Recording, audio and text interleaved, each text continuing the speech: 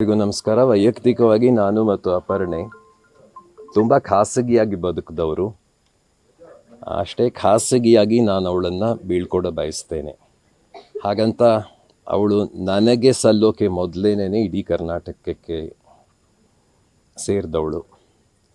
ಅವಳ ಒಂದೇ ಒಂದು ಆಶಯ ಇತ್ತು, ಮಾಧ್ಯಮದವರ ಎದುರು ನಿಂತು ಏನಾಯಿತು ಅಂತ ಹೇಳು ಅಂತ. ಅಷ್ಟನ್ನು ನಾನು 2 ಗಂಟೆ ಹಿಂದೆ ಒಂದು ಫೇಸ್ಬುಕ್ ಪೋಸ್ಟ್ನಲ್ಲಿ ಹೇಳಿದ್ದೇನೆ. 2 ವರ್ಷದ ಹಿಂದೆ, ಅಂದರೆ ಇದೇ ಜುಲೈನಲ್ಲಿ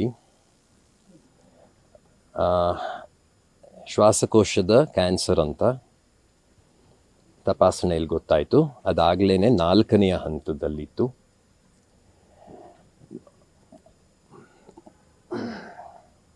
ಮೊದಲು ನೋಡಿದ ವೈದ್ಯರು ಇನ್ನು 6 ತಿಂಗಳಿದ್ರೆ ಹೆಚ್ಚು ಅಂತ ಹೇಳಿದ್ರು.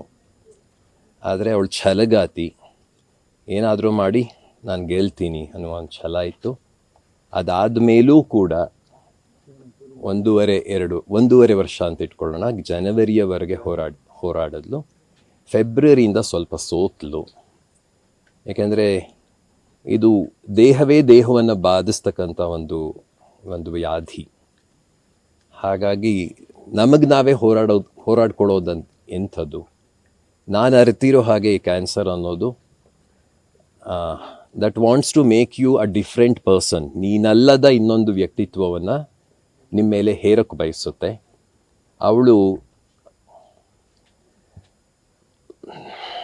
ಧೀರೆ ಅದನ್ನು ಮಣಿಸಿದ್ಲು ಇಷ್ಟು ವರ್ಷ.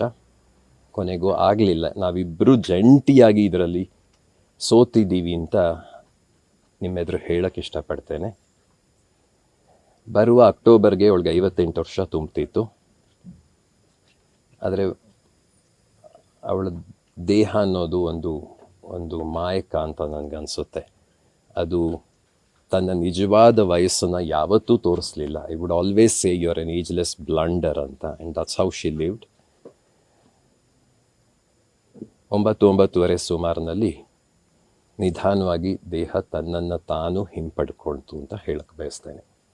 ಇದಕ್ಕಿಂತ ಹೆಚ್ಚೇನೂ ಹೇಳಲಾರೆ. ದಯವಿಟ್ಟು ನೀವುಗಳೆಲ್ಲ ತಮ್ಮ ಗೂಡುಗಳಿಗೆ ಹೋಗಬಹುದು. ನಾಳೆ ಬೆಳಿಗ್ಗೆ 7:30 ಸುಮಾರಿಗೆ ಇಲ್ಲೇ ಕರ್ಕೊಂಡು ಬರ್ತೇನೆ. ಮನೆಯಲ್ಲಿ ಕುಟುಂಬದವರಿದ್ದಾರೆ, ಅವ್ರ ಜೊತೆ ಅಟ್ಲೀಸ್ಟ್ ಈ ರಾತ್ರಿಯನ್ನು ನಾನು ಕಳೀಲಿ ಬಯಸ್ತೇನೆ. 7:30 ಸುಮಾರಿಗೆ ಇಲ್ಲಿ ಬರಬಹುದು. ಅಷ್ಟೇ. Thank you. ನ್ಯೂಸ್ ಫಸ್ಟ್, ನಿರ್ಭೀತಿಯಿಂದ ನಿಮ್ಮ ಪರವಾಗಿ.